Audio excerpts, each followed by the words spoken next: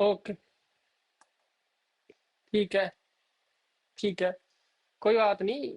तुम लोगों ने कुछ कुछ क्वेश्चंस किए हैं तो पहले हम उनको डिस्कस कर लेते हैं, और फिर जो बाकी बचे हुए क्वेश्चंस हैं, तो ये जो क्वेश्चंस मैंने आपको दिए थे ये एक्चुअली में प्रीवियस ईयर क्वेश्चंस ही हैं।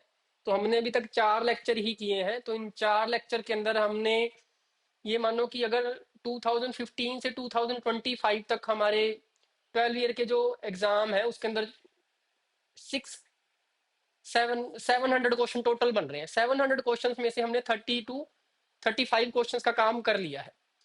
तो इसी तरीके से जैसे ही हम पाँच छह लेक्चर करते जाएंगे, तो हर 5 से 6 लेक्चर के अंदर हम 30 to 40 क्वेश्चन का काम कर लेंगे कंप्लीट। ठीक है, उसकी कंप्लीट थ्योरी कर लेंगे, और ऑफ कोर्स प्रैक्टिस करेंगे क्वेश्चन, तो तभी ही होएंगे। उसके टाइम टू टाइम आपको पता चलता रहेगा। But still.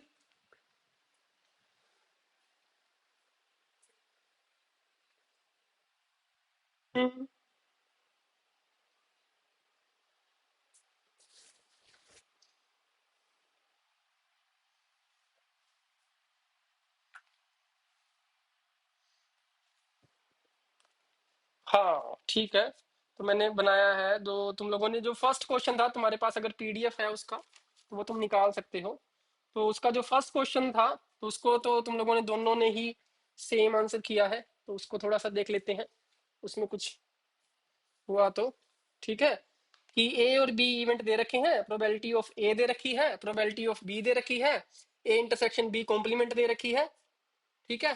तो प्रोबेबिलिटी ऑफ ए, तो फर्स्ट क्वेश्चन है probability of A 0.5, probability of B दे रखी है 0.4, probability of A intersection B complement दे रखी है 0.2, और probability of B complement A union B तुमसे पूछ रखा है। तो इसके अंदर हमने ये किया था कि मैंने आपको इंस्ट्रक्शन दे रखी है कि ये नोटेशन हमने अभी तक नहीं की है कि बी कॉम्प्लीमेंट गिवन बोलते हैं इसको, B complement given A union B. But मैंने आपको ये बताया है कि कहीं पर भी ऐसी नोटेशन अगर आपको आती है, तो इसको आप ये यूज कर सकते हो कि बी कॉम्प्लीमेंट इंटरसेक्शन इसका, मतलब इसका इंटरसेक्शन इसके साथ में, और अपॉन में ये वाला। ठीक है, इंस्ट्रक्शन के अंदर आपको ये दे रखा है। तो अब यहां से बस आपको क्या करना था, वेन डायग्राम बनाना था, वेन डायग्राम से आसानी से हो जाता। ठीक है। तो यहां से अगर आप इस तरीके से कुछ करते कि ये आपके पास ए था, ये आपके पास बी था, तो ए की प्रोबेबिलिटी 0.5 है, बी की 0.4 है, ए इंटरसेक्शन बी कॉम्प्लीमेंट, तो इसका मतलब कि सिर्फ इस पोर्शन की मैं बात करूं, सिर्फ इस पोर्शन की अगर मैं बात करूं तो वो कितनी है 0.2, और टोटल की प्रोबेबिलिटी कितनी है ए की 0.5, तो इंटरसेक्शन की कितनी आ गई 0.3। तो वैन डायग्राम से जैसे मैं निकाल रहा हूं, ये कैलकुलेशन वाइज भी सही ही निकलेगा। तो 0.2 इस पॉइंट की है, 0.3 इस पार्ट की होगी, बी की 0.4 दे रखी है, तो इस बी के अंदर ये जो 0.3 पार्ट आ चुका है, तो यहाँ 0.1 बच गया। सिंपल। अब जो भी आपसे पूछ रखा है सिंपल आ जाता कि B complement intersection A union B, तो ए यूनियन बी, तो आपके पास ए यूनियन बी की अगर प्रोबेबिलिटी देखते तो कितनी आती, 0.2 प्लस 0.3 प्लस 0.1, ये आ जाती। इंटरसेक्शन करना है बी कॉम्प्लीमेंट के साथ, तो बी हमारे पास ये था, इसका कॉम्प्लीमेंट अगर तुम लोग करते तो तुम्हारे पास ये आ जाता बस ये। ठीक है। तो ये तुम्हारे पास 0.2 आ जाता, ऊपर वाली चीज। ए यूनियन बी की मैंने आपको बता दिया, 0.2, 0.3, 0.1, तो 2/2, 3/6, तो 1/3। ठीक है, तो आपने आंसर बी लिखा है, इस तरीके से आ जाता है ये, है ना। मतलब ये कैलकुलेशन वाइज करोगे तो थोड़ा सा लंबा पड़ सकता है कैलकुलेशन वाइज, लेकिन मैन डायग्राम से देख करके करोगे तो आसानी से 1/3 आंसर आ गया इसका। क्वेश्चन 11 वो देखते हैं।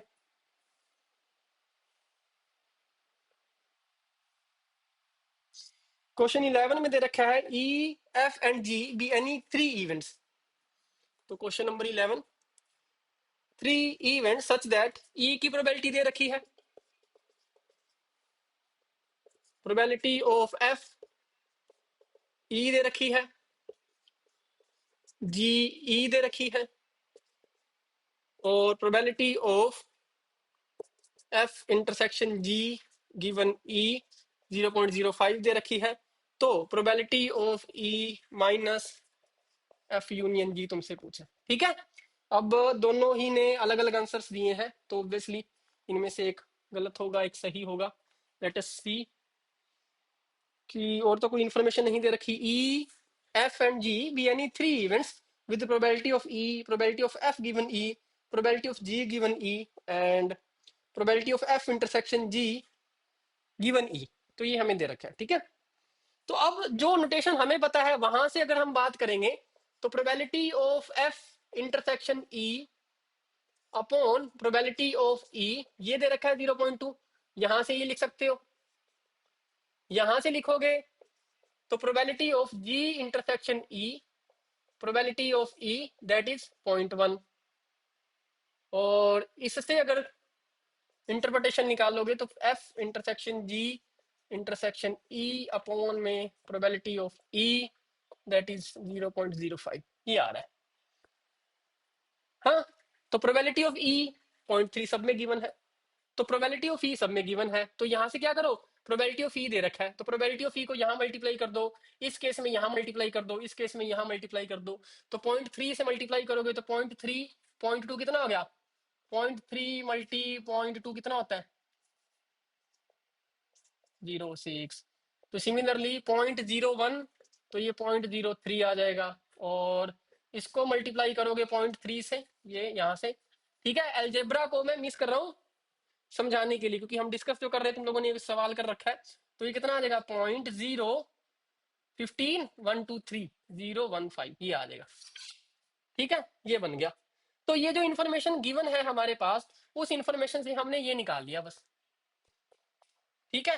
अब देखो, अब फिर से वेन डायग्राम बना सकते हो।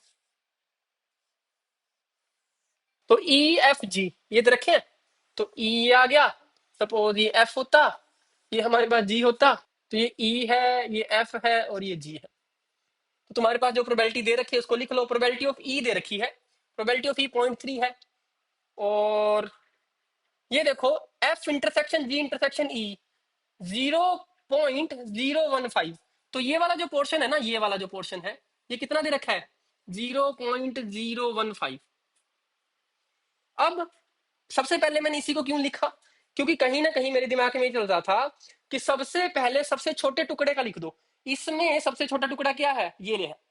अब इससे बड़ा टुकड़ा, इससे बड़े टुकड़े तीन है, इससे बड़े टुकड़ा ये है ई इंटरसेक्शन एफ वाला, ई इंटरसेक्शन जी वाला, एफ इंटरसेक्शन जी वाला। कोई हार्ड एंड फास्ट रूल नहीं है, ये बस एक टेक्निक है कि कैलकुलेशन हमारी फास्ट हो जाए। अब इसी की बजाय मैं ये लिख देता कि प्रोबेबिलिटी ऑफ ई 0.3 में लिखने की कोशिश करता, तो मुझे वो छोटे टुकड़ों को अलग करके लिखना पड़ता। तो सबसे छोटे टुकड़े की सबसे पहले लिख दिया मैंने, 0.015। अब देखो एफ इंटरसेक्शन ई, तो एफ इंटरसेक्शन ई उसकी टोटल प्रोबेबिलिटी कितनी है, 0.06। ये ई इंटरसेक्शन एफ जो पार्ट है, ये जो ई इंटरसेक्शन एफ जो पार्ट है, ये दो टुकड़ों से मिलकर बना है, एक तो ये टुकड़ा और एक ये टुकड़ा। ऊपर वाला टुकड़ा प्लस ये नीचे वाला टुकड़ा कितना है, 0.06। नीचे वाले टुकड़े को माइनस कर दो, ऊपर वाला टुकड़ा आ जाएगा, कितना होता है, 0.06, 0, ये 0 माइनस कर दो तो 5 आ गया, 5 - 1, हाँ 0.04। ये जो छोटे वाला टुकड़ा था, ये कितना आ गया, 0.04, ठीक है। अब देखो क्या दे रखी है, जी इंटरसेक्शन ई, जी इंटरसेक्शन ई दे रखी है, तो इसका मतलब इस टुकड़े की निकल जाएगी। तो 0.03 में से 0.15, ये मैं 0.015, यही ना। तो ये वाला जो टुकड़ा था, तो ये 0.015, ठीक है, ये आ गया। तीनों छोटे टुकड़ों को हमने लिख दिया, यही इंफॉर्मेशन थी। ई की हमारे पास थी, देखो ई की हमारे पास कितनी है, 0.3। ई हमारे पास तीन टुकड़ों से मिलकर बना है, एक ये टुकड़ा, एक ये टुकड़ा, एक ये टुकड़ा। अब तुम क्या करो, इस पूरे ई में से इस टुकड़े की, इस टुकड़े की, इस टुकड़े की माइनस कर दो, तो तुम्हारे पास इस टुकड़े की आ जाएगी, ठीक है। तो 0.3 माइनस कर देना है, ये आ गया तुम्हारे पास। देखो ये जो पूरा था, ये पूरा कितना था, ई इंटरसेक्शन एफ, इंटरसेक्शन था 0.06 है ना, इन दोनों टुकड़ों को मिला करके। ये टुकड़े को ऐड कर दो, तो 570 दिस। तो इसमें से 0.075 ये मैंने माइनस कर दिया, तो ये बच गया 5 2 2 ये बच गया ना, 0.22। ठीक है, कैलकुलेशन देख लेना बस, 0.225। अब जो इन्फॉर्मेशन हमारे पास गिवन थी वहां से मैक्सिमम इंटरप्रिटेशन हम यही निकाल सकते हैं। अब देख लो निकालना क्या है, probability of E intersection, probability of E minus F union G. तो एफ यूनियन जी कर दो, ई में से निकाल दो, तो इस ई में से एफ यूनियन जी निकालोगे तो ये देखो, ये निकल जाएगा पोर्शन, ये निकल जाएगा, तो बचा क्या, 0.0225। हमने जो इन्फॉर्मेशन निकाली थी उसी के अंदर से पूछ रखा है बस, तो ये आ जाएगा आंसर। ठीक है, ऑप्शन सी आ गया। क्वेश्चन नंबर 24 है। क्वेश्चन नंबर 24 में दे रखा है कि let omega is 1 2 3 4 5 6, then which of the following class of sets is an algebra. तो एल्जेब्रा में हमें पता है कौन कौन सी प्रॉपर्टीज होती है एल्जेब्रा के लिए। अगर मेरे पास ओमेगा दे रखा है तो ओमेगा हमारे पास ये है, तो एस दे रखा है, मेरे पास एल्जेब्रा होगा कब, जब वो तीन प्रॉपर्टी सेटिस्फाइड करेगा। तो वो तीन प्रॉपर्टीज क्या है?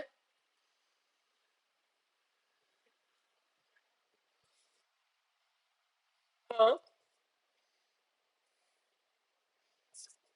हम्म। हम्म।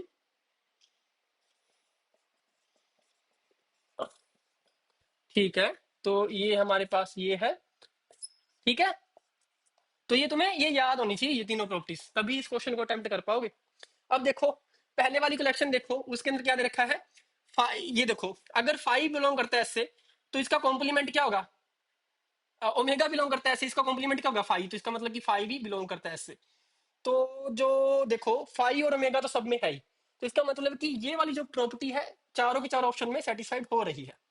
अब हम देखते हैं कि कोई भी सेट अगर बिलोंग करता है तो उसका कॉम्प्लीमेंट क्या उसमें से बिलोंग करता है।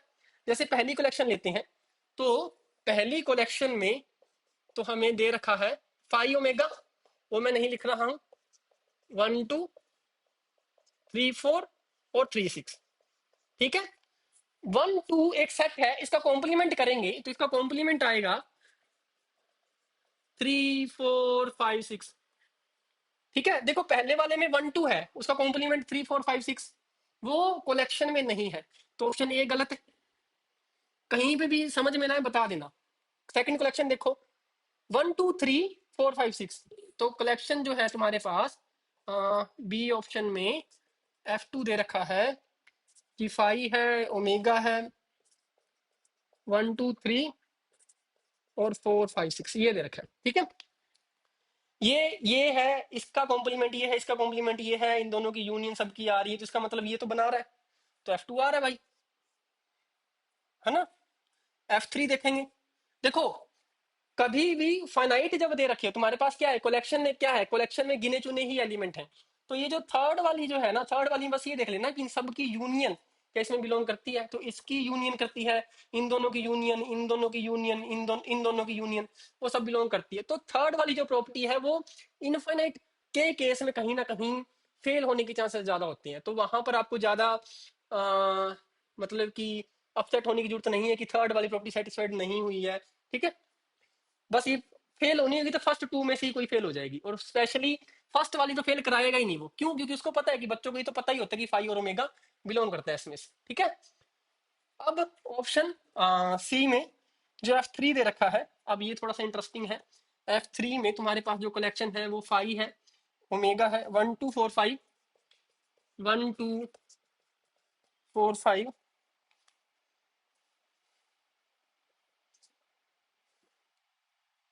1 2 4 5, 3 4 5 6, 1 2 3 6। ये बताओ बन रहा है कि नहीं बन रहा।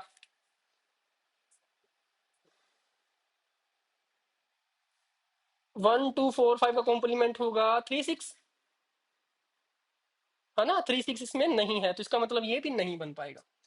ठीक है, तो देखो इतना बड़ा था तो ये चेक करना था आपको, जैसे 1 2 का कॉम्प्लीमेंट देखते तो 3 4 5 6 था, है ना, 4 5 का कॉम्प्लीमेंट देखते तो 1 2 3 6 ये भी आ रहा है, तो इस तरीके से तुम्हें चेक करना है कि ये एक एलिमेंट था छुपा सा कि जिसका कॉम्प्लीमेंट इस कलेक्शन में नहीं था।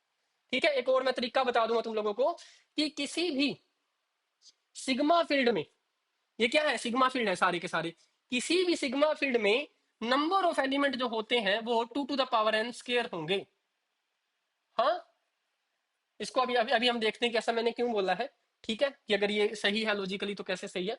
तो उससे पहले ये देख लेते हैं, क्योंकि क्वेश्चन बनाने वाला आपसे ये भी पूछ सकता है। मान लो मुझे ये क्वेश्चन सेट करना होता, तो ऑफकोर्स मैं ऐसे ही सेट करता कि इसको मैं डालता उस क्वेश्चन में जहां पे more than one answer correct है। फिर मैं 3 ऑप्शन में देता आपको सिग्मा फील्ड्स। फिर मैं कहता कि इसमें से कौन सी कार्डिनलिटी हो सकती है सिग्मा फील्ड की। ठीक है, जैसे आपने फील्ड अगर कुछ पढ़ रखे हो या कुछ ना कुछ स्ट्रक्चर्स होती हैं कि उन स्ट्रक्चर्स में इतने नंबर ऑफ एलिमेंट कम से कम आएंगे ही। जैसे देखो कि कम से कम तो सिग्मा फील्ड में 2 एलिमेंट तो आते ही हैं, कम से कम 2 आते ही हैं। क्या 3 हो सकते हैं किसी सिग्मा फील्ड में? नहीं हो सकते। क्या 4 हो सकते हैं? हाँ 4 हो सकते हैं। क्या 5 हो सकते हैं? नहीं 5 नहीं हो सकते। 6 हो सकते हैं? नहीं हो सकते। मैं क्यों बोल रहा हूँ हो सकते हैं नहीं हो सकते, अभी हम उसकी बात करते हैं। बट यहां से भी आपका क्वेश्चन आ सकता है, कोई जरूरी नहीं है कि वो बहुत ही बेसिक डेफिनेशन से वो आपसे क्वेश्चन पूछे। ठीक है। और दूसरी बात कि जितनी भी टीचिंग चल रही है स्टैटिस्टिक्स के अंदर, आपको जो अप्रोच करवाई गई है वो है measure theoretic approach. Measure theoretic approach एक साइंटिफिक अप्रोच मानी जाती है, टफ अप्रोच मानी जाती है, और मैक्सिमम टीचर्स अवॉइड करते हैं ये करवाने के लिए। ठीक है। और ये वाला जो क्वेश्चन है मैक्सिमम स्टूडेंट छोड़ करके आते हैं, क्योंकि जहां से भी उन्होंने पढ़ा है वहां पर उन्हें सिग्मा फील्ड के बारे में कोई जानकारी नहीं दी जाती होती। वहां पर बस बता दिया जाता होता है कि यहाँ पर एक रैंडम वेरिएबल, जैसे अब हम अभी हम करेंगे आगे 4 से 5 लेक्चर के अंदर, उसकी हम प्रॉपर एक डेफिनेशन करेंगे ताकि आपको पता चले कि फंक्शन में और रैंडम वेरिएबल में क्या डिफरेंस है। हालांकि बहुत माइन्यूट डिफरेंस है, तो जितने भी टीच करने वाले हैं उनमें मैक्सिमम, मैं ऐसे नहीं कह रहा कि वो बुरा पढ़ाते हैं, it's just a way of teaching कि वो मुश्किल चीजें बच्चों को नहीं बताना चाहते हैं, क्योंकि उन्हें कहीं ना कहीं ये लग रहा है कि बच्चे नहीं कर पाएंगे ये। बट स्टिल मैंने आपको बताया है कि आप जैसे बच्चे ही हैं जिन्होंने ये सारी की सारी रिसर्च की है। ठीक है। तो हमारे हमारे केस में ऐसा नहीं होगा। हमारे केस में हर एक चीज हमें पता होगी। और जो क्वेश्चन बनाने वाला है, सबसे बड़ी बात क्या है कि जो क्वेश्चन बनाने वाले हैं वो आईआईटी से प्रोफेसर बनाते हैं। आईआईटी से प्रोफेसर जो है वो 100% एक्सपेक्ट करते हैं कि बच्चा प्रोबेबिलिटी की डेफिनेशन मेजर थ्योरेटिक वे से ही करे। सिंपल वे से नहीं कि प्रोबेबिलिटी क्या होती है कि इवेंट की प्रोबेबिलिटी ली और इस तरीके से प्रोबेबिलिटी डिफाइन करके फेवरेबल अपॉन में टोटल आउटकम, वैसे वाला सीन नहीं करना है। ठीक है। उसमें बहुत सारे केसेस छूट जाएंगे, बट हम जो कर रहे हैं इसमें हमारे पास एक भी केस नहीं छूटेगा। इवन जो बहुत ही रेयर, जिसको हम बोलते हैं कि एक्सेप्शनल केसेस है, उसको भी ऑफकोर्स उसमें से क्वेश्चंस आएंगे, अभी आप देखोगे उसमें से भी जब क्वेश्चंस आएंगे तो वो क्वेश्चंस पर भी हम अपने हाथ चला पाएंगे। ठीक है। तो फोर्थ वाला देखो, फोर्थ वाले के अंदर तुम्हें दे रखा है, कलेक्शन दे रखी है फाइव। अच्छा, ओमेगा नहीं दे रखा है ना, फोर्थ वाले में ओमेगा नहीं दे रखा, तो ये वाली गलत हो गई। ठीक है जी, ये वाली गलत हो गई। अब ऑप्शन हमारा क्या बचा? बी बचा। तो तुम लोगों ने दोनों ने ही बी किया है, बिल्कुल सही है। ठीक है। अब देखते हैं कि अगर सिग्मा फील्ड पर और क्या क्वेश्चन बन सकता है।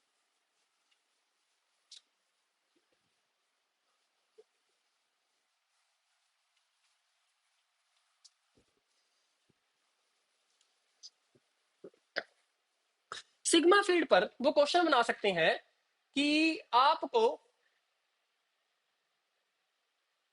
पूछ ले कि एक सिग्मा फील्ड में कितने नंबर ऑफ एलिमेंट हो सकते हैं।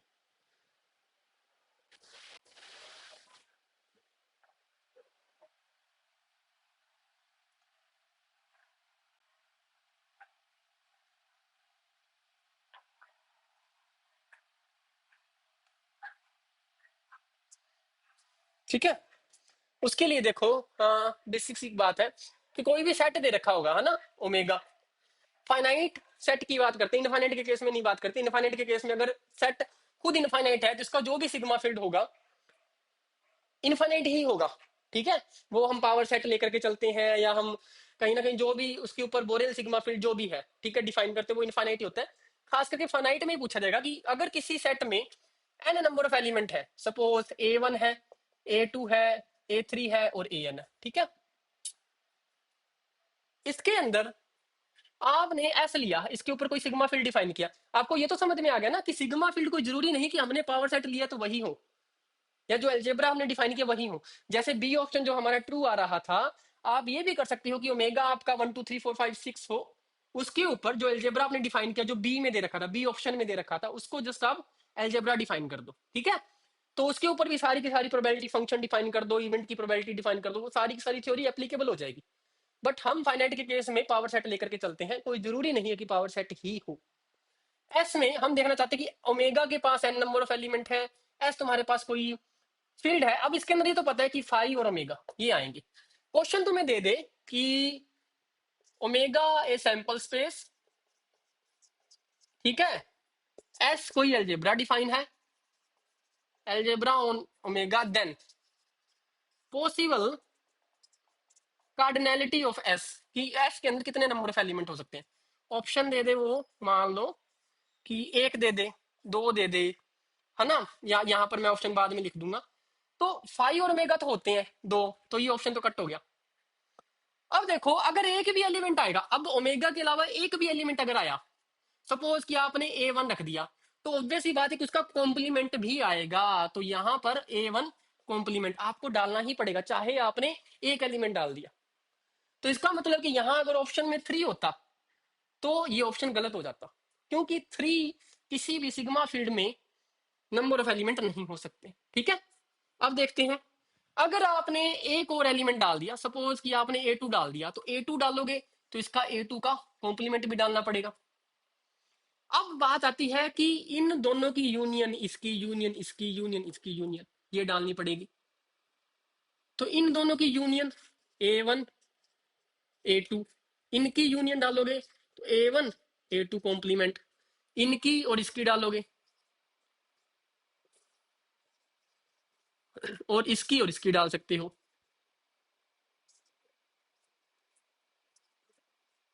ठीक है, 1 2।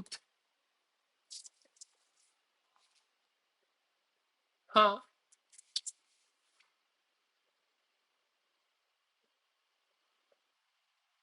नहीं, दोबारा देखो, A1 ये रहा है, अब मैंने दूसरा एक और एलिमेंट डाला A2, तो A2 को कॉम्प्लीमेंट तो मुझे डालना पड़ेगा। अब इन दोनों की मैं यूनियन कर सकता हूं, तो A1 A2 यूनियन कर दिया। अब इन दोनों की यूनियन, A2 के कॉम्प्लीमेंट में A1 ऑफ कोर्स आएगा, तो भी क्या आ जाएगा कि ये A2 कॉम्प्लीमेंट ही रह गया, तो डालने की जरूरत नहीं है। A2 के कॉम्प्लीमेंट में A1 आ गया, तो डालने की जरूरत नहीं है, ठीक है, तो ये खुद ही आएगा, है ना। A1 का और इसका यूनियन करते हैं, तो इसके A1 कॉम्प्लीमेंट में A2 आएगा, तो ये खुद ही आ गया। इसकी और इसकी यूनियन करते हैं, इसकी और इसकी जब यूनियन करोगे तो ये आ जाएगा। तो ये क्या आ गया, 1 2 3 4 5 6 7, और एक और आना चाहिए था, एक और आएगा, हमने मिस कर दिया है। इन दोनों का यूनियन, इन दोनों का यूनियन अगर मैं करूंगा तो इस इन दोनों का यूनियन किया तो यही आ गया, इंटरसेक्शन, इन दोनों का इंटरसेक्शन, ठीक है। A1 कॉम्प्लीमेंट A2 का इंटरसेक्शन ये आएगा, A1 कॉम्प्लीमेंट का इंटरसेक्शन, ठीक है।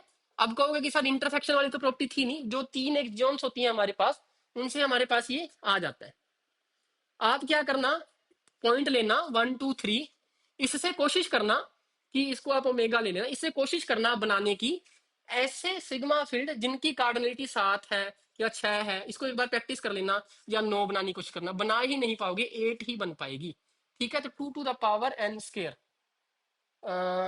2 to the power n square एक फॉर्मूला बनेगा, इसको फॉर्मूले को मैं आपको बाद में बताऊंगा, या मुझे आप ही ड्राइव करके बताना कि एक फॉर्मूला बनेगा सिंपल सा, ठीक है, कि कार्डिनलिटी ऑफ एस क्या हो सकती है, कि अगर किसी ओमेगा के अंदर एन नंबर ऑफ एलिमेंट है, तो उसके उसके अंदर 2 to the power n तो होता ही है, पावर सेट ऑफ एन में इतने नंबर ऑफ एलिमेंट्स है ना। तो 8 आएगा, 2, क्या करूं मैं, 8 के लिए 2 to the power 3 है, तो 2 to the power n² - 1 अगर मैं कर दूं, और n में चला दूं नेचुरल नंबर से, ठीक है, ये मैं अपनी तरफ से नहीं बना रहा हूँ, इसका कुछ फॉर्मूला है जो काफी टाइम पहले मैंने देखा था, ठीक है। तो अभी जस्ट क्वेश्चन हम कर रहे थे तो मुझे वो याद आ गया, तो क्वेश्चन वो आप इस तरीके से दे सकते हैं, sample space 2 to the power n, n belongs to natural number, और 7 दे दे, ठीक है। तो यहां से आपको पता है 2 हो सकती है, 2 to the power n हो सकती है, n बिलोंग करता है नेचुरल नंबर से, क्योंकि ये तो पावर सेट की कार्डिनलिटी है, 7 नहीं हो सकता, तो ये दो ऑप्शन हमारे पास सही हो जाएंगे, ठीक है। तो इस पे हमने चर्चा कर ली है, इस पे थोड़ी सी डिस्कशन जो बची है वो हम चर्चा करेंगे अगली कुछ कक्षाओं में। तो अगला देखते हैं। 26 तुम दोनों ने किया, ठीक है। A fair die is thrown three times independently.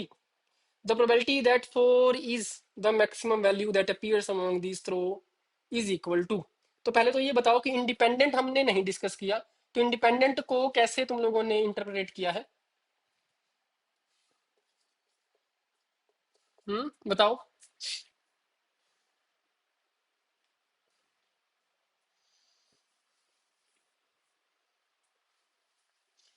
देखो क्वेश्चन तो तुम दोनों ने किया है, तो इसका मतलब कि इंडिपेंडेंट का कुछ तो मतलब निकाला है या इग्नोर कर दिया।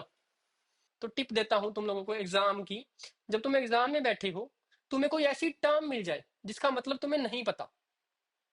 इंग्लिश मतलब तुम्हें पता हो सकता है, इंडिपेंडेंट इंडिपेंडेंट इंडिपेंडेंस, इंडिया की, यहाँ की, वहां की, वो यहाँ पे लेना देना नहीं है।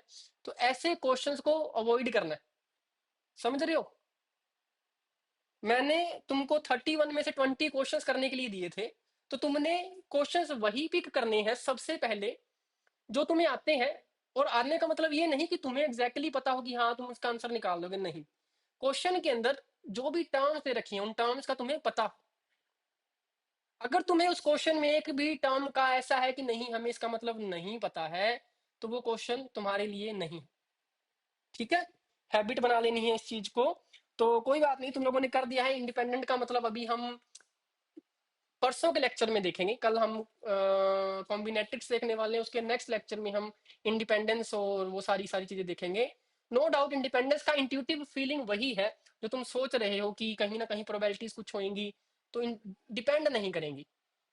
ठीक है, और मैंने तुम लोगों को एक चीज बताई थी कि इंडिपेंडेंस का मतलब ये ले लेना कि probability of A intersection B, ये। ठीक है, जो मैंने इंस्ट्रक्शन दे रखी है, वो इंस्ट्रक्शन देने का पर्पज मेरा ये था कि अगर तुम एग्जैक्टली exactly देख पाओ ए इवेंट है बी इवेंट है, इंटरसेक्शन दोनों की इसके बराबर होगी। अब यहां पर हम ये देखते हैं कि क्या इंडिपेंडेंस का ये मतलब, ऑफ कोर्स यही मतलब है इंडिपेंडेंस का, किसी दो इवेंट के इंडिपेंडेंट होने का यही मतलब है। लेकिन हमने कहा है fair dice thrown three times independently, कि एक फेयर डाई को तो वो इससे कैसे रिलेट करता है, वो एक क्लियर मैप होना चाहिए। और मैं कहूँ कि एग्जाम के अंदर सर ऐसे तो किसी हर एक क्वेश्चन के अंदर थोड़ा थोड़ा डाउट होगा, नहीं होगा। हम प्रैक्टिस जो कर रहे हैं, हम इसी तरीके से प्रैक्टिस कर रहे हैं कि एग्जामिनर जो भी वर्ड बोल रहा है, और हम सपोज करते हैं एग्जामिनर पढ़ा लिखा है, तो वो जो वो बोल रहा है उसका मतलब होगा कुछ ना कुछ, वो हमें पता है। तभी हम उसके सवाल का जवाब दे पाएंगे। ठीक है। If a die is thrown three times independently, तो मैंने एक डाई को रोल किया है, ठीक है, या तीन डाइस को एक साथ रोल कर दिया, एक डाई को बार रोल कर दिया, एक ही बात है। पहला डाई रोल करूंगा तो मेरे पास मुझे पता है कि 1 से लेकर के 6 के बीच में कोई भी नंबर आ जाएगा, दूसरे में भी 1 से 6 के बीच में, तीसरे में भी 1 से 6 के बीच में कोई भी नंबर आ जाएगा। अगर मैं आई जे के लेकर के चलूं टोटल पेयर, तो आई मेरा, जे मेरा, के मेरा 1 से 6 के बीच में होगा। ठीक है, ये था। तो ये मेरे पास ओमेगा बन जाता है कहीं ना कहीं। मुझे पता है कि इस ओमेगा में कितने नंबर ऑफ एलिमेंट होंगे, बताओ। हाँ, 216, ठीक है, 216। तो इसका मतलब ये है कि 6 की पावर 3, यहाँ 6 चॉइसेस, यहाँ 6 चॉइसेस, यहाँ 6 चॉइसेस, 6 की पावर 3 हमारे पास total number of sample point होने वाले। अब हमसे पूछा जाएगा प्रोबेबिलिटी। प्रोबेबिलिटी हमें पता है, कोई ना कोई इवेंट दे रखी होगी, तो वहां हम कुछ ना कुछ देखेंगे। ठीक है, the probability that 4 is the maximum value that appears among these throws. 4 is the maximum value that appears. अब उसने कहा है कि 4 अपीयर हो जाए मैक्सिमम में, यहां 4 आ जाए, तो यहां पर कहने का मतलब ये है कि हमसे इवेंट कैसा दिया गया है कि आई जे के, सो आई लेस देन 1 4, जे लेस देन 1 4, और के लेस देन, सॉरी, 4 4 1, ये इवेंट पूछा गया है। तो प्रोबेबिलिटी पूछ रखी है, तो प्रोबेबिलिटी ऑफ ए पूछ रखी है, बस। यहां तुम इक्वली लाइकली का कंसेप्ट लगा सकते हो। अब मैं तुम्हें बताता हूँ इंडिपेंडेंट का मतलब क्या था यहाँ पर। इंडिपेंडेंट का मतलब ये था कि तुमने डाइस लिया, उसको थ्रो किया, पहले थ्रो के अंदर 1 से लेकर के 6 के बीच में कुछ भी आ जाए, दूसरे डाई में 1 से लेकर के 6 के बीच में कुछ भी आ जाए, जो भी आएगा वो डिपेंड नहीं करेगा इसके ऊपर। ठीक है, सिमिलरली थर्ड के अंदर कुछ भी आ जाए, वो पहले क्या आया था उन पर डिपेंड नहीं करता है। कुछ एक्सपेरिमेंट ऐसे होते हैं जिनमें डिपेंडेंस होती है। जैसे सपोज करो कि एक बस दे रखी है, उस बस के अंदर 30 सीट्स हैं। उन सीट्स के अंदर से सपोज करो कि पहले किसी पर्सन एक रेंडमली एक सीट को चूज कर लिया, वो बैठ गया वहां पे जाकर के। दूसरा पर्सन जब जाएगा तो ऑब्वियस सी बात है, जिस सीट पर पहले पर्सन बैठ चुका है वो उस पर नहीं बैठ सकता, किन्हीं और सीट्स पर बैठ सकता है। पहले हर एक सीट को चूज करने की प्रोबेबिलिटी मान लो 1/30 थी, तो अगली बार उसके पास 29 चॉइसेस ही है। तो वहां पर जो दूसरा पर्सन था, उसने जब सीट को चूज किया है, तो वो जो एक्सपेरिमेंट इवेंट एक्टिविटी थी वो डिपेंड करती थी कि पहले वाले ने क्या चूज किया। ठीक है, इस तरीके से एक्सपेरिमेंट होंगे। लेकिन कॉइन वाला, डाइस वाला, इसके अंदर ऐसा नहीं कोई डिपेंडेंस होती है। ठीक है, तो यहाँ वो इंडिपेंडेंस का मतलब ये था, इस इंडिपेंडेंस से कुछ लेना देना नहीं था, यहाँ ये इंग्लिश वाला इंडिपेंडेंस था। अब बात करते हैं इवेंट ए। तो ए निकालना है, तो हमें पता है कि जब हमारे पास ये डाइस आ गया है, फेयर डाइस ने बोला होगा, फेयर डाई बोला, हाँ फेयर डाई बोला। देखो फेयर डाई का मतलब ये है कि हर एक इवेंट की प्रोबेबिलिटी इक्वली लाइकली है 1/6 की पावर 3। तो यहाँ पर मतलब कि प्रोबेबिलिटी यहाँ पे 1 1 1 होता, तो प्रोबेबिलिटी 1 1 1 आने की 1/216 ही होती। तो यहाँ पर तुम्हारे पास ए दे रखा है, तुम्हें बस ये कैलकुलेट करना है कि ए में कितने नंबर ऑफ एलिमेंट्स हैं, अपॉन में टोटल नंबर ऑफ एलिमेंट तुमने कर देने हैं, जो तुमने +2 के अंदर किया हुआ है ना, +2 या उससे छोटी क्लासेस के अंदर जो हमने एक क्लासिकल अप्रोच से एक चीज की हुई है। तो कार्डिनलिटी बताओ ये कि कितनी होगी, कितने नंबर ऑफ एलिमेंट होंगे इसमें।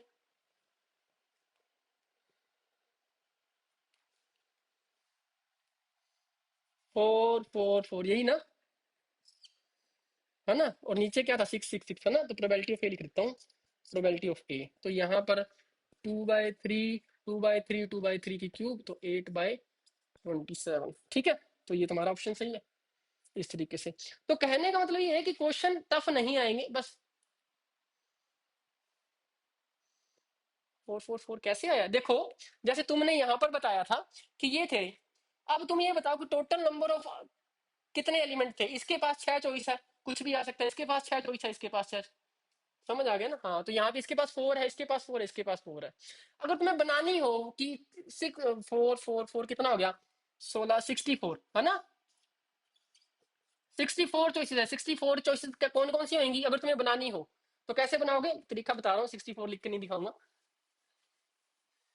आगे जब काउंटिंग करेंगे तो काउंटिंग ऐसे ही करनी, क्योंकि कभी कभी क्या होगा, इस सेट के अंदर हमें क्लियरली दिख रहा है 4 4 4 चॉइसेस है। कैसे, देखो यहाँ तुमने 1 रखा, यहाँ तुमने 1 रखा, यहाँ पर देखो 1 रख सकते हो, ठीक है, 2 रख दो, 3 रख दो, 4 रख दो, 4 चॉइसेस आ गया, ये 4 बन गए। फिर क्या करो, यहाँ 1 रख दो, यहाँ 2 रख दो बस। फिर यहाँ 1 2 3 4 इस तरीके से, है ना। कहने का मतलब यहाँ ये है 1 1 1 1 1 1। ठीक है, यहाँ 1 2 इस तरीके से, 1 2 1 2 इस तरीके से लिख देना। ये 4 आ गया, फिर इसको यहाँ पे देखो 1 लिख दिया, 2 3। हाँ,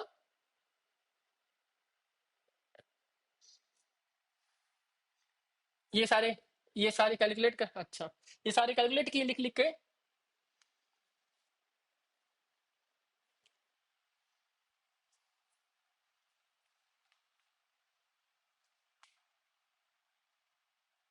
हम्म,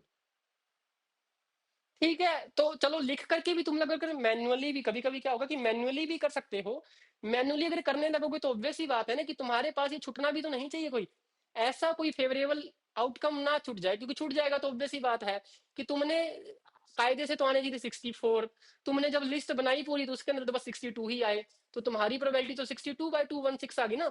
तो इसका मतलब ये है कि तुमने दो छोड़ दी हैं, तो इस तरीके से बनाने हैं कि लिस्टिंग भी तुम करने लगो तो उस केस में भी ये छूटने नहीं चाहिए। और कहीं ना कहीं जहां पर मैंने ये बोला कि 4 4 4 की 64 टोटल नंबर ऑफ एलिमेंट होंगे इस सेट के अंदर, तो वो तुम्हें एग्जैक्टली पता होना चाहिए कि वो 64 नंबर ऑफ एलिमेंट कौन से होंगे। नो डाउट सारे के सारे तुम्हें हर एक मूवमेंट याद नहीं रखने हैं, बट किसी ना किसी वे में वो पूछ भी सकता है कि कौन कौन से एलिमेंट हैं जो यहाँ पे आ सकते हैं। ये बहुत सिंपल से सेट्स हैं, तो बहुत सिंपल से नंबर है। आगे जाकर के थोड़ा सा और हम चीजों को घुमा फिरा के देखेंगे, तो उसमें कहीं ना कहीं ये जो अप्रोच है, ये बहुत ही लेमन अप्रोच है। तो लेमन अप्रोच को अपने साथ लेकर के चलना है हमेशा। जब भी क्वेश्चन देख रहे हैं तो ऐसे नहीं सोचना कि हमने पढ़ रखा है उससे हमने कुछ करना है, नहीं। क्वेश्चन दे रखा है, क्वेश्चन देख करके उसी से क्वेश्चन से पूछो कि यार कि क्या चाहिए तुम्हें, आंसर पता करने के लिए तुम्हारे क्या इन्फॉर्मेशन मेरे पास होनी चाहिए। अगर वो क्वेश्चन बोले कि यार कि अगर तुम्हें ये पता हो कि कितने नंबर ऑफ एलिमेंट इसमें अंदर आ रहे हैं तो तुम इसका आंसर फाइंड कर पाओगे, तो फिर जाओ उसकी ओर कि क्या मैं ये जान सकता हूं कि कितने नंबर ऑफ एलिमेंट इसके अंदर आएंगे। ठीक है, बहुत कुछ पढ़ रखा है सब भूल जाओ, क्वेश्चन देख करके क्वेश्चन से पूछो वो बताएगा आंसर। ठीक है, और इन्फॉर्मेशन क्या चाहिए वो भी यही बताएगा। क्वेश्चन 4 देखते, क्वेश्चन 4 किया है एक स्टूडेंट ने। ठीक है, प्रबल ने किया है, दिखा ठीक है। देखो, a system comprising of n identical component works if at least one of the component work. एक पूरा सिस्टम है, उस सिस्टम में एन आइडेंटिकल कंपोनेंट है। वो सिस्टम काम करता है जब उस पूरे एन कंपोनेंट में कम से कम एक भी काम करे। ठीक है, each of the component work with probability 0.8। कोई भी कंपोनेंट उठाओ, सपोज कि सिस्टम में तुम्हारे पास ये एन नंबर ऑफ कंपोनेंट थे, ये काम करता है, तो इसको मैं प्रोबेबिलिटी ऑफ सक्सेस दे देता हूं इससे। अगर ये काम नहीं करता है तो 0.2 ले लिया। ठीक है, the minimum value of N for which the system work with probability at least. अब देखो, इन्होंने पूछा है कि कितने मिनिमम नंबर ऑफ कंपोनेंट हो कि हमारी ये जो सिस्टम है काम करने की प्रोबेबिलिटी 0.97 हो जाए। इस लाइन को छोड़ देते हैं एक बार। अब एक और चीज करते हैं, एक कॉइन लिया मैंने, ठीक है, फेयर कॉइन लेंगे तो उसमें हेड आने की प्रोबेबिलिटी 1/2, टेल की 1/2। एक मैंने कॉइन लिया है, अब कॉइन मैं कहूंगा कि कॉइन के अंदर हेड आने की प्रोबेबिलिटी 0.8 है, टेल की 0.2 है, तो कहीं ना कहीं इंट्यूटिवली कन्फ्लिक्शन अराइज हो जाती है ना। इसको कुछ और तरीके से देखते हैं कि क्या लिया मैंने, ये लिया 1 2 3 4 5 6, ये लिया। अब मैंने ये कह दिया 10 ले लो। ठीक है, डाइस में तो 10 होते नहीं ना, 6 ही होते हैं। तो मैं लेना चाहता हूँ 80%। तो अगर 4 में लूंगा तो 80% बन जाएगा क्या? ये ले लो, चलो डाइस लिया, और उस डाइस में 5 तक थे, 6 नहीं है, 1 2 3 4 5 ही थे। डाई लिया 5, मैं ऐसा बना सकता हूँ पेंटावन। मैंने ये कहा है कि मेरे पास एक इवेंट है कि 1 2 3 4, और एक मेरे पास इवेंट है ये। ठीक है, मैं कहता हूं कि मैंने बेट लगा रखी है कि वो डाई रोल किया जाएगा। उस डाई को रोल करने पे अगर 1 2 3 4 कुछ भी नंबर आ जाए तो मैं जीत जाऊंगा, और अगर 5 आ गया तो मैं हार जाऊंगा। तो उस केस में सक्सेस की प्रोबेबिलिटी क्या होगी? सक्सेस की प्रोबेबिलिटी होगी 4/5, तो जो कि होगी 0.8। और फेलियर की प्रोबेबिलिटी कितनी होगी? 0.2।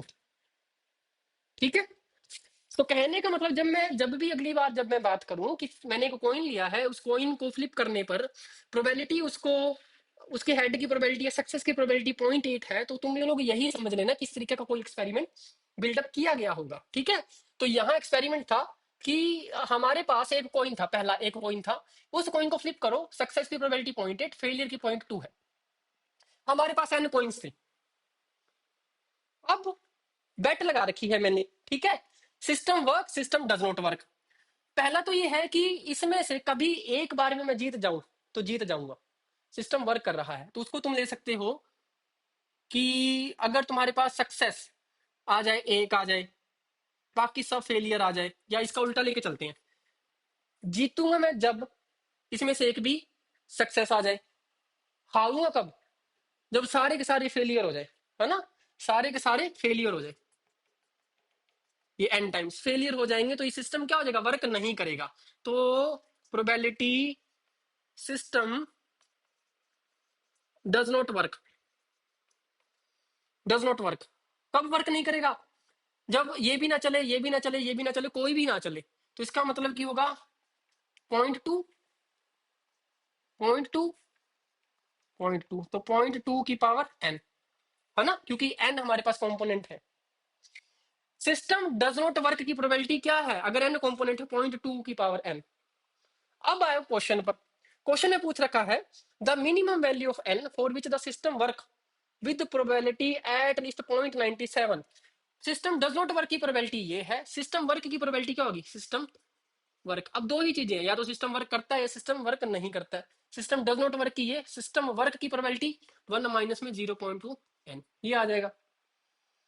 अब इसने कहा कि probability of system work should be greater than 0.97। उसने कहा कि कम से कम 0.97 प्रोबेबिलिटी हो, तो इसका मतलब कि इसको इसके इक्वल इक्वेट कर देना है, एन की वैल्यू निकाल दो बस।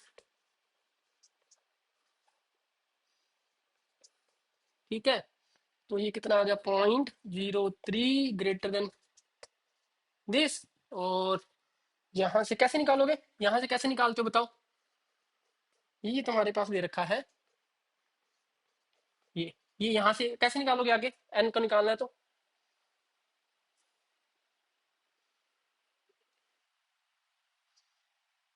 क्या करूं,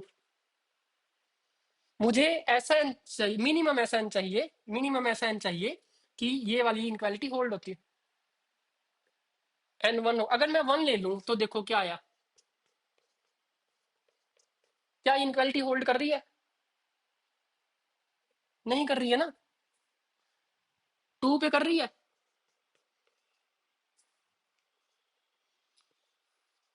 टू पर जब एन की वैल्यू टू रख दी तो,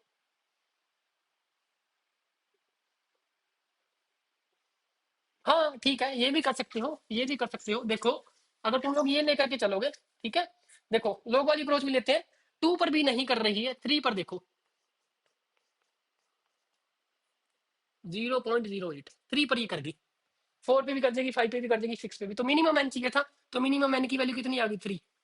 फिफ्थ क्वेश्चन है देखो, E and F be two independent event with, अब देखो E and F be two independent event, यहां वो यूज करना था क्या, probability of E intersection F, क्योंकि इवेंट दे रखे हैं बस, खत्म बात, इंडिपेंडेंस सब दे रखी थी, ठीक है, with probability of E given F plus probability of F given E, that is 1, and probability of E intersection F, that is 2/9। अगर probability F तुम्हारी लेस देन है probability of E से, देन probability of E तुमसे पूछ रखा है, ठीक है, ये है सवाल।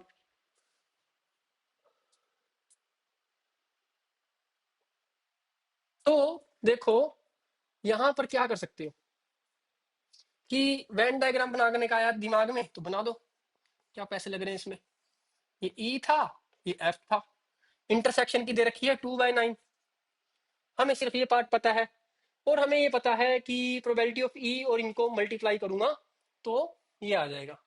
अब नीचे जो इन्फॉर्मेशन दे रखी है इसका देखते हैं कि इस इन्फॉर्मेशन का यूज करते हैं, तो मैं इसको इन्फॉर्मेशन वन, ये पैकेट्स है हमारे पास इन्फॉर्मेशन के, पैकेट वन है, पैकेट टू है, पैकेट थ्री है और पैकेट फोर है, तो पैकेट फोर को तो मैंने यहाँ पे लिख दिया, इन चार पैकेट से हमें इसके बारे में कुछ फाइंड करना है, ठीक है, तो सेकंड पैकेट देखो, probability of E intersection F upon में probability of E plus probability of F intersection E, probability of E, इन दोनों की चीजों का ही मैंने हिंट दे रखा था उसमें, है ना, ये वन दे रखी है,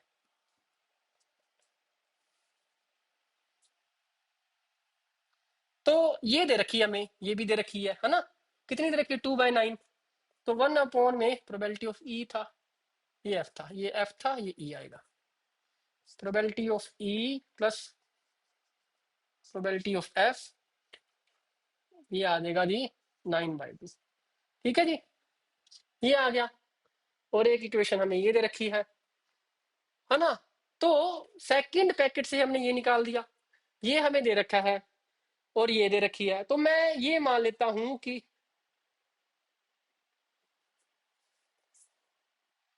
इसका,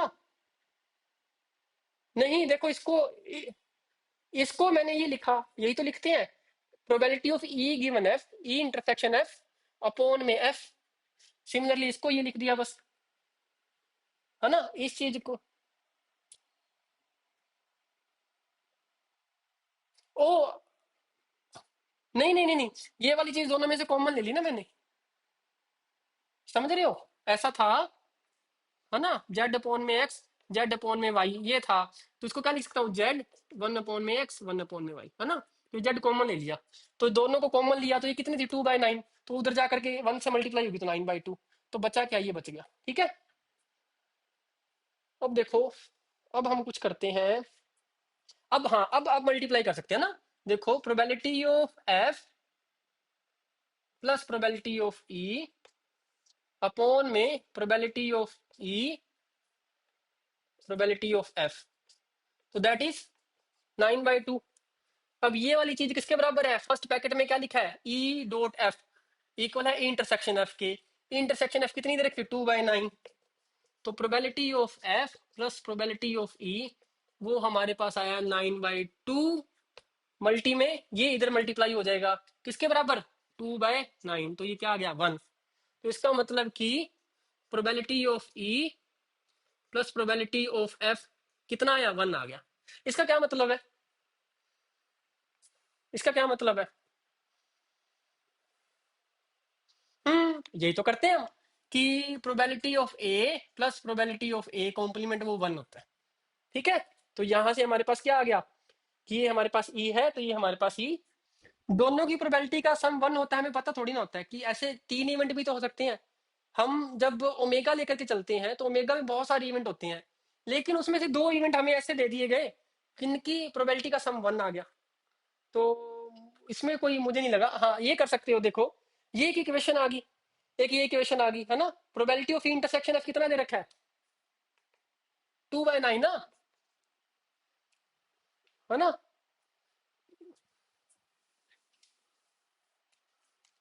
हाँ, ये देखो इंट्यूटिवली तुम्हें लग रहा है कि बराबर बराबर, लेकिन नहीं, ऐसा नहीं है।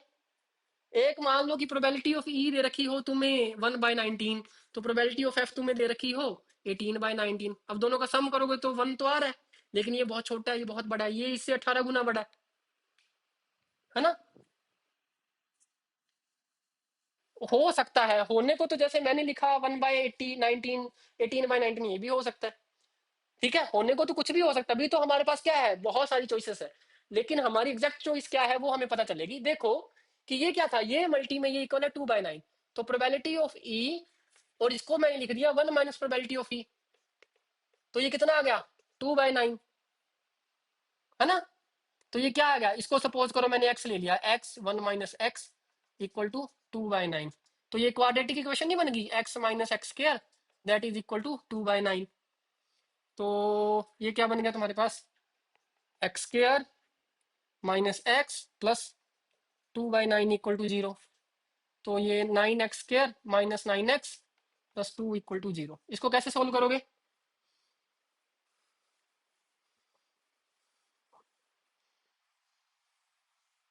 कैसे सोल्व करोगे इसको, क्वाड्रेटिक इक्वेशन है, क्या आएगा, ठीक है, ठीक है। तो ये मैंने लिखने की कोशिश की, तो यहाँ पर मैंने ले लिया 3x कॉमन, तो 3x - 2 - 1 कॉमन ले लिया, तो 3x - 2, तो x की वैल्यू 1/3 आ गई और x की वैल्यू 2/3 आ गई। अब बताओ, x की वैल्यू 1/3 आ गई, 2/3 आ गई, बताओ अब x क्या था, प्रोबेबिलिटी ऑफ ई, तो प्रोबेबिलिटी ऑफ ई दो आ गए मेरे पास, 1/3 और प्रोबेबिलिटी ऑफ ई 2/3। बताओ इसमें से क्या चूज करूं, आंसर तो एक ही होगा, क्या यूज करूं, कोई इन्फॉर्मेशन दे रखी हो, क्यों क्यों,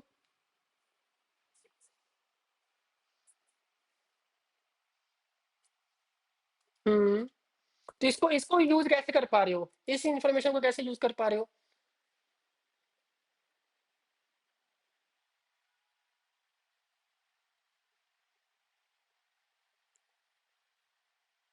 अब देखो यहाँ पर देखो, ठीक है, होपफुली तुमने वो जो बात कही है वो सही कही हो, कि देखो यहाँ पर इस इक्वेशन से 2/9 था, तो यहाँ प्रोबेबिलिटी ऑफ ई, यहाँ पर हमने लिखा 1 माइनस प्रोबेबिलिटी ऑफ ई, यही लिखा ना, 1 माइनस प्रोबेबिलिटी ऑफ ई, तो हमने यहाँ से प्रोबेबिलिटी ऑफ ई निकल गया।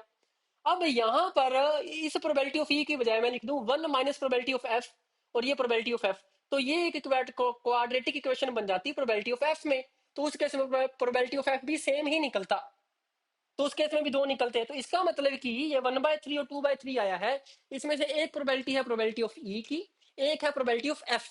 अब जो ये थर्ड की इन्फॉर्मेशन हमें दे रखी है, तो इस इन्फॉर्मेशन के सहारे हमने ये फाइंड कर दिया कि 2/3 होगी। ठीक है,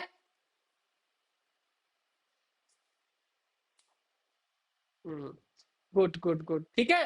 तो कहने का मतलब ये है कि जो इन्फॉर्मेशन दे रखी है वो सारी की सारी यूज होती है आपकी, आपके एग्जाम में। ठीक है, ध्यान रखना, नहीं यूज हो रही तो डाउट करना है कि यार कि कुछ ना कुछ गड़बड़ है, कि डाउट होनी तो चाहिए थी लेकिन नहीं हो रही है। ठीक है, 8th क्वेश्चन दे रखा है, let E and F be two event with probability of E is between 0 and 1, probability of f is in between 0 and 1, e plus f greater than probability of e plus f greater than 1, और ई हमारे पास इस तरीके से है, ये रेखा है। Which of the following statement is true?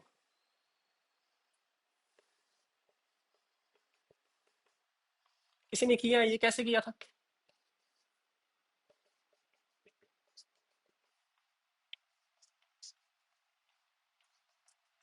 हाँ?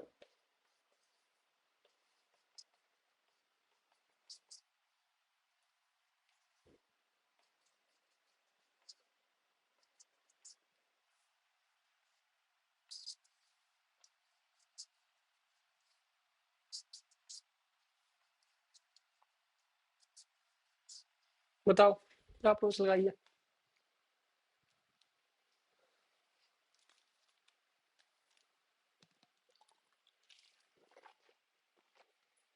इससे क्या इंटरप्रेट करते हो?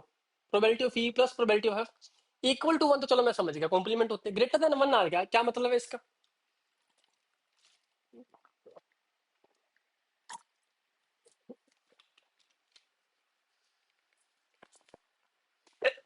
कैसा हो सकता है कि दो इवेंट की प्रोबेबिलिटी का सम ग्रेटर देन 1 हो जाए?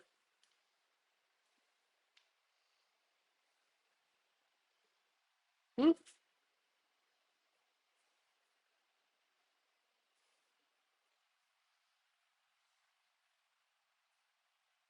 बताओ।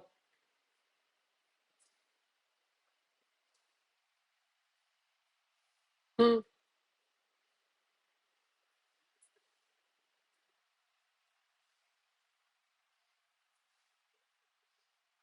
एक ही एक्सपेरिमेंट के दो इवेंट नहीं बनेंगे।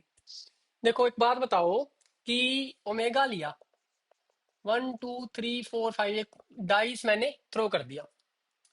मैंने क्या लिया, हाँ इवेंट लिया मैंने 1 2 3 4, और बी इवेंट लिया से 3 4 5 6। प्रोबेबिलिटी ऑफ ए कितनी है? 4/6। प्रोबेबिलिटी ऑफ बी कितनी है? 4/6। Probability of A plus probability of B कितनी है? 8/6। तो ये तो ग्रेटर देन 1 हो गया, क्या ये सही नहीं है?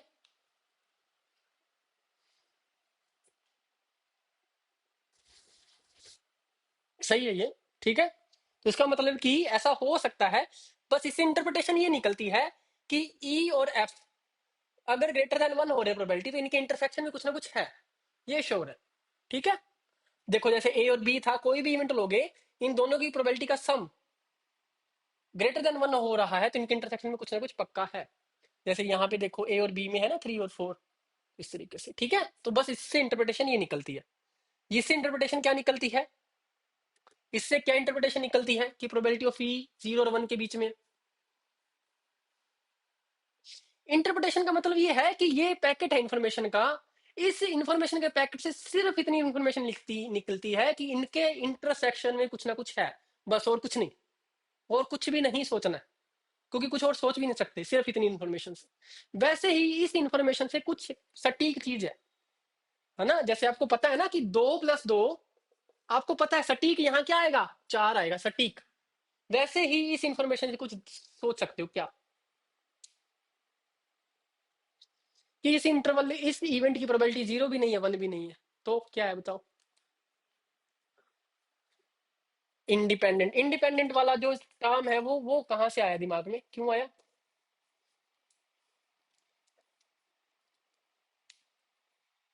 ई और एस इंडिपेंडेंट नहीं होंगे। इंडिपेंडेंट होने के लिए तो probability of A intersection B, मैंने ये कहा था,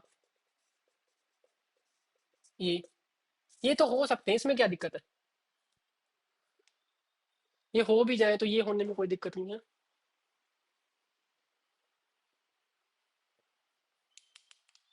ठीक है, नहीं ये हो सकते हैं, इंडिपेंडेंट भी हो सकते हैं। देखो मैं बताता हूँ क्या इंटरप्रिटेशन निकालनी है। इससे इंटरप्रिटेशन निकालने की इंटरसेक्शन नॉन एम्प्टी होगी। ठीक है। इससे निकालनी है कि देखो 0 नहीं है, प्रोबेबिलिटी 1 भी नहीं है, तो इसका मतलब ई 5 भी नहीं है और ई ओमेगा भी नहीं है। सिमिलरली एफ 5 भी नहीं है और ओमेगा भी नहीं है। इनके अलावा कोई इवेंट है बीच के, बस इतनी इंटरप्रिटेशन निकली है। अब देख लेते हैं। अब देखो मैंने जितनी इन्फॉर्मेशन आपको दी है इससे आपका क्वेश्चन आसानी से हो जाना चाहिए, क्योंकि इसके अलावा और इन्फॉर्मेशन निकलती भी नहीं है और उसे पूछनी भी नहीं चाहिए, है ना। कायदा यही कहता है। अब देखो कैसे। इसने कहा probability of E complement less than होगी प्रोबेबिलिटी ऑफ एफ कॉम्प्लीमेंट्स।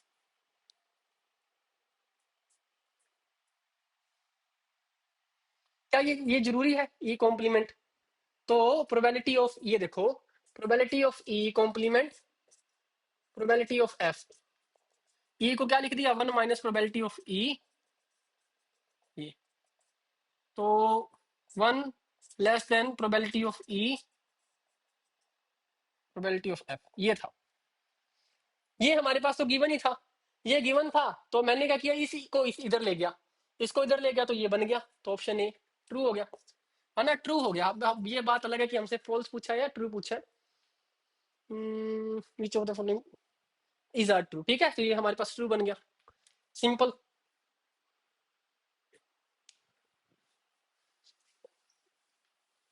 अब सपोज कि यहां से यहां बना दो, या यहां से अगर तुम यहां भी जा सको तो भी, कि वेन डायग्राम अगर मैं देखूं,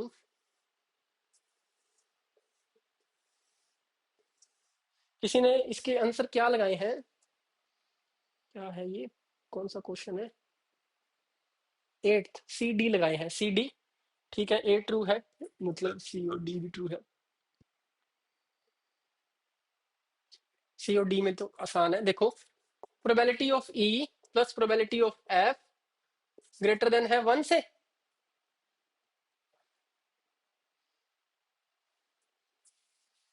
इसको छोड़ते हैं एक बार, ये देखो पहले ऑप्शन सी देखो। ठीक है, क्यों? क्योंकि इसको खोल सकते हैं, इसको खोलेंगे तो probability of E intersection F complement, probability of F complement that is greater than intersection E, probability of E, ये है। ये दोनों तो सेम है, cancel out. Probability of E greater than probability of F complement, तो greater than 1 minus probability of F complement. ठीक है, ये आ गया। तो यहां से आ गया प्रोबेबिलिटी ऑफ ई, ये। अब ये देखना, याद रखना कि दिस इंप्लाइज दिस होना चाहिए, दिस इंप्लाइज दिस नहीं। तो जो मैंने निकाला है, वो जो किया है, वो यहां से यहां पहुंचा हूं, तो मुझे बाद में वेरीफाई करना है कि क्या मैं यहां से भी यहां आ सकता हूं। तो यहां से यहां जा सकते हो, यहां से यहां जा सकते हो, यहां से फिर यहां जा सकते हो, यहां से यहां जा सकते हो। क्यों जा सकते हो? क्योंकि, हाँ ठीक है, क्योंकि प्रोबेबिलिटी को मल्टीप्लाई कर रहे हो। ठीक है, तो यहां से यहां जा सकते हो, ये सब जब चीजें कर सकते हो। अब देखो यहां से यहां जब तुम गए, तो तुमने किया क्या कि एक्चुअली में तुमने इसको डिनोमिनेटर में लिखा और इसको भी डिनोमिनेटर में लिखा। तो अगर तुम डिनोमिनेटर में लिखना चाहोगे तो कब लिख पाओगे? जब ये जीरो ना हो, और वो उसने दे रखा है एग्जैक्टली कि ये जीरो नहीं है, तो तुम इसको डिनोमिनेटर में लिख पाओगे। इसको डिनोमिनेटर में लिखोगे जब प्रोबेबिलिटी एफ कॉम्प्लीमेंट, इसको डिनोमिनेटर में कब लिख पाओगे? जब ये जीरो ना हो। तो यहां से ये निकल जाएगा कि ये जीरो नहीं है। ठीक है, तो ये इन्फॉर्मेशन भी यूज हो रही है। तो इसका मतलब कि ऑप्शन सी सही है, ये ट्रू है। ठीक है, अगर ये ना देता, सपोज कि ये वाली जो इन्फॉर्मेशन थी ये ना होती, ये ना होती, अगर ये ना होती, तो ऑप्शन सी ट्रू है या नहीं ये हम नहीं कह सकते थे। क्यों नहीं कह सकते? यहां से यहां चले गए, यहां से यहां चले गए, यहां से जब यहां जाने की बात आई, तो यहां पर सवाल ही उठ गया कि क्या प्रोबेबिलिटी ऑफ ई जीरो नहीं हो सकता? जब डिवाइड तुम करोगे खुद से, तो ऑब्वियसली जीरो से तो डिवाइड नहीं करोगे। तो फिर तुम वहां पर एग्जाम्पल लेकर के चलो कि इसको जीरो लेकर के चलो, इसको कुछ और लेकर के चलो, वो फिर ये वाली चीज सेटिस्फाइड करा करके फिर देखो कि फिर ये ऑप्शन सी गलत हो जाएगा। जैसे ये इन्फॉर्मेशन दे दी इसने, तो इसके बाद ये सी ऑप्शन ट्रू होगा। ठीक है,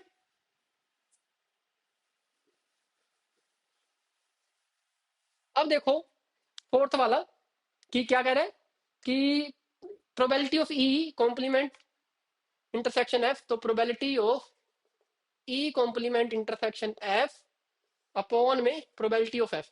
यहां से यहां आ रहा हूं, अगर मैं वहां तक पहुंच गया तो वापिस जाने की कोशिश करूंगा, वापिस अगर चला गया तो सही है। तो that is less than intersection E complement,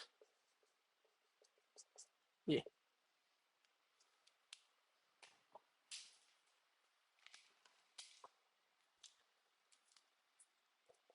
तो E complement intersection F, F ये कैंसल आउट हो गया, probability of E complement less than this, one minus probability of ई,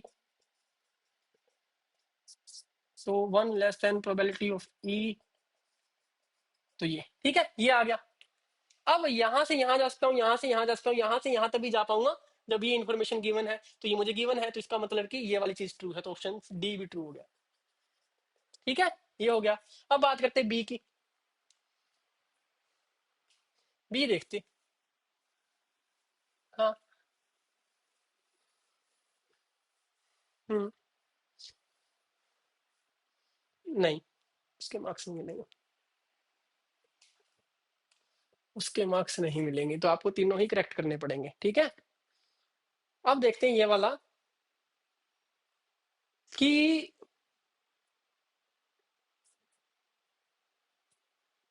अब probability of E union F is less than probability of E complement union F complement. क्या करूं मैं इसका? Right hand side मेरे पास कुछ नहीं था, तो मैंने लिख दिया प्रोबेबिलिटी ऑफ, इसको मैं लिख सकता हूँ probability of E intersection F का कॉम्प्लीमेंट, ये लिख दिया। ठीक है, इस चीज को यही लिखा है, कुछ नहीं चेंज किया। इसका मतलब ये है। अब ये यहां से यहां क्यों आ गया? क्योंकि कुछ और आ ही नहीं रहा दिमाग में। जब भी तुमने सवाल को शुरुआत करना है, तो बस तुमने ये देखना है कि इस स्टेप से क्या मैं नेक्स्ट स्टेप कुछ भी चेंज कर सकता हूँ? कुछ भी। इसको कुछ चेंज कर सकते हो? नहीं, कुछ आ ही नहीं रहा दिमाग में, क्या करूं मैं? यूनियन को करूं, हाँ कॉम्प्लीमेंट था, इसको एफ में लिख दिया। अब थोड़ा सा कुछ कुछ ठीक लग रहा है। अब दिमाग में मेरे कुछ और आया कि यार ये इसी इवेंट के कॉम्प्लीमेंट की प्रोबेबिलिटी है, तो वन माइनस में probability of E intersection F, ये कर दिया, ये कर दिया। हम्म। कुछ और आए कि अब हमें, अब मुझे ये पता है कि ये वाली जो चीज है कि probability of E plus probability of F minus probability of E intersection F, ये इक्वल होता है किसके? Probability of E union F के। ये हमने किया है ना, ये हमने किया है ना। इसको रख देते, पुट कर देते हैं, probability of E plus probability of F minus E intersection F less than one minus ये। ठीक है, ये से ये कैंसिल हो गया, क्योंकि हमें पता है इंटरसेक्शन नॉन एम्प्टी है। एम्प्टी भी हो तो भी कोई दिक्कत नहीं, जीरो जीरो से काट सकते हो, डिवाइड नहीं कर सकते हो। तो ये क्या आ गया? Probability of E plus probability of F less than one. अब देखो, जितने भी ऑप्शन थे, मैं कह रहा था वापिस जाना है। अब इस ऑप्शन में देखो, हमने ये मान लिया, let us suppose, let suppose this is true, this is true, है ना। ये स्टेटमेंट को ट्रू मानना, ट्रू मानता क्या करता, करता कॉन्ट्रडिक्शन आ गई। कॉन्ट्रडिक्शन किस फैक्ट को आ गई? इस फैक्ट को। तो इसका मतलब कि हमने जो सपोज किया है वो गलत है, तो इसका मतलब ये ऑप्शन फॉल्स हो गया। तो अभी आज के लिए हम इतना ही करेंगे, और हमने ये क्वेश्चन 8वां कर लिया है। ठीक है जी। तो अभी आप लोगों को क्या करना है, जो क्वेश्चन बच गए हैं उनको, ठीक है, बाकी जो हमारे क्वेश्चन बचे हुए ऑफकोर्स हम डिस्कस कर लेंगे उनको। लेकिन अब ये 1 से 31 क्वेश्चन जो है, इनको दोबारा से आप लिखिए। क्वेश्चन नंबर 1 सोल्यूशन, क्वेश्चन लिखने की जरूरत नहीं है, सोल्यूशन लिख करके मुझे मैनुअली भेजिए, मैं बकायदा चेक करके आपको बता दूंगा। और सबसे क्रूशियल स्टेप है आपकी प्रिपरेशन के अंदर ही, इसको अवॉइड मत करना। मुझे पता है कि इसमें पेन होगा, मुझे पता है टाइम जाएगा इसमें, मुझे पता है फ्रस्ट्रेट भी हो सकते हो इसमें, मुझे पता है कि आपको लगेगा कि बहुत टाइम जा रहा है, कुछ भी हो नहीं रहा है, कुछ क्वेश्चन है जो दिख भी नहीं रहे हैं, आसान लग रहे हैं फिर भी हो नहीं रहे हैं। ये सारे के सारे आपकी प्रैक्टिस से ही होनी चीजें। और आपको सिर्फ क्वेश्चन हैंडल करना नहीं सीखना है, आपको ये हैंडल करना है कि जब चीजें नहीं हो रही हैं या चीजें हो रही हैं तो उनके पीछे वजह क्या है। ठीक है।